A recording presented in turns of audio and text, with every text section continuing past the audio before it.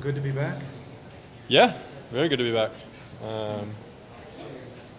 Couple days to decompress and off we go again.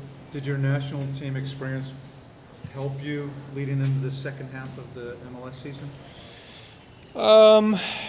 Yeah, I think so. I mean, you get a chance to play every 3 days. Play in some pretty important games in terms of knockout, in terms of games that have something on the line, and that's what the second half of the season really is for us. Is that every game is going to mean more and more as we get towards the end, and so having those 6 Gold Cup games, really gave me a feel and a preparation for coming into this. And just because we hadn't had a chance to talk to you about that until this point, how cool was it to play with the Charlotte FC teammate, in those games? Yeah, I mean, very cool. Starting every single one together, and obviously him leading the front, and myself being in the back. It's cool to obviously watch, and see Pat the way he translated that, his play into the national team, and to be able to connect, on a regular basis, was really fun. Do you see evolution in this game? Yeah, absolutely, and that's that's something that I talked to him about for going back to last season, is that he's good running at defenders. He's good getting in behind, and now what was the next step for him, and that was being able to be more technical with the 1-2s, layoffs, bringing balls in, being able to lay off guys in the midfield to create other things. So, yeah, he's definitely worked hard, and definitely improving in all areas. He said the Gold Cup time was when he had the transition and figuring out what was happening next. Did he ask you anything about playing in England, or did you have a chance to give him any advice? I mean, the number of conversations that him and I had over the 5 weeks, was, I mean, numerous occasions, different conversations, about playing, about, life off the field,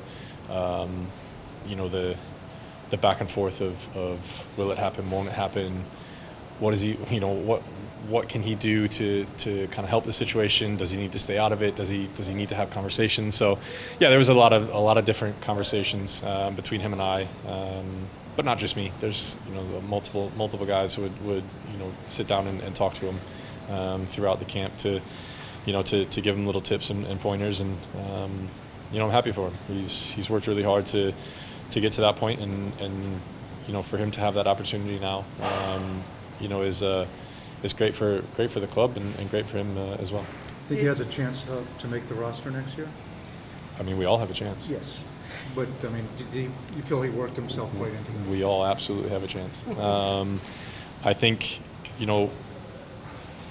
it's hard to say. I think him being in every camp so far this year, bodes well, obviously, but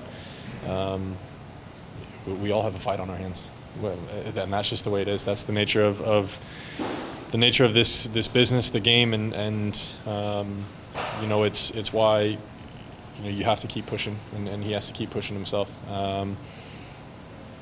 because you just don't know. There's so many things that can happen, good and bad, that. But he's put himself in a very good position.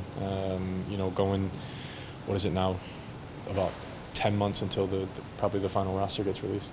How hard was it to watch the way the club was struggling, especially defensively? Yeah, it was. It's not nice to see. It wasn't, when everybody's sitting there at dinners and everybody's got different games on their phones, and different games are up on the on the projector, and you kind of see what's going on. It's tough watching from afar. Obviously, May was not a good month for us as a club, and a lot of us individually, and to see that kind of trickle and creep into June, while not being here to help. Again, that was one of those where Pat and I were sitting down and we were just looking at each other, and sometimes we're just hands, head in our hands, like. And if we could do anything, we would love to help out. So yeah, it was definitely difficult. Thankfully none of the games really were on the same day, or else it could have been very difficult. To kind of separate. But I think we're back on the right track right now, and I think that's important going into the rest of the games. Did you kind of want to just come be a calming force, because it was a lot of unforced weird stuff? Yeah, and those are things you just can't account for. You can train all you want, and when unforced errors and decisions, it's just one of those things. And it's I can't sit there, and Ash can't sit there, and other guys can't sit there and be, we can be calm, but we can't always keep others calm, or we can't make everybody's decisions for them, and Dean would say the same thing. Once we're out there, the decisions are ours, and it's just that understanding of when the right ones are, and I think it's execution more than anything. I think decisions were not terrible. It was just the execution of that decision. Does it feel like, and Dean spoke a little bit about it, like having a good amount of like home games in this stretch would help out? Is that something that you guys thought about, like, hey, we can kind of gain some ground back that we've lost? You'd have to ask the guys that have been here. The last 2 games. Yeah, I mean, obviously we know we're much, a much tougher team to beat at home. We know that when we're here in front of the crowd and in front of our fans, teams don't like to come here. Evidenced by the number of conversations I had when I was away. Guys hate coming here to play. So what were they saying? What just everything. The fans, the noise, the way we play, the way we're hard to break down and beat, and just kind of the whole package is tough for guys. And so, listen, we always look forward to playing here. Again, with the weird scheduling in May and June, we didn't get as many opportunities, but we're here now and trying to take as advantage of it as much as we can. Is there anything that you say or like to a guy like Pep Guardiola who's just having such a phenomenal season? I mean, the only thing I said today to him after the second goal was I love his left foot, but that's coming from another lefty. So no, it's so fun to watch him play. Just the way he sees and reads the game, and the touches, the combination play, just the smoothness of with which he plays is, for us it's great, because we know that we just need to find him and get him the ball, and he's going to make things happen. And as defenders, that's we get to sit back and watch him kind of work and operate. And I think, like I said, the only thing I tell him is he's got a little magic left foot, and hopefully he keeps that magic. And then last one for me, do you feel most comfortable being in that center back role rather than full back? Yeah, of course. Listen, I've been a center back my entire career, so that's where I'm most comfortable at. I obviously got a run of games at the Gold Cup at center back, and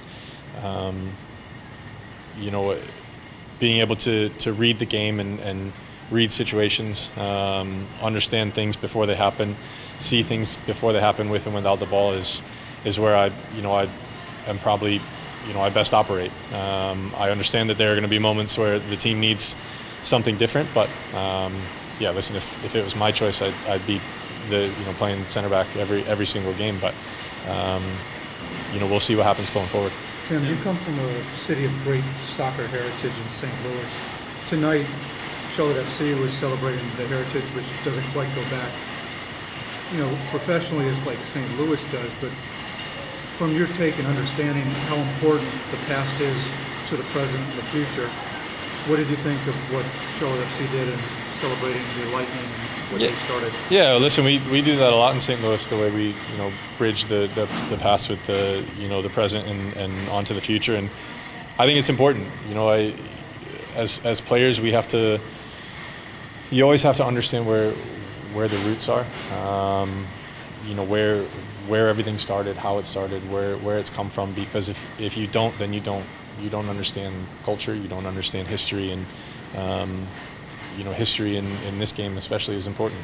So I think it's great when we can, you know, we can bridge that, and I think it, you know, the jerseys, I personally liked them other than the collar, but I loved it, and I think it's a, you know, a unique thing that the cities and Charlotte have done, and I think it's, you know, it's important we continue to do that going forward. Did you say color or collar?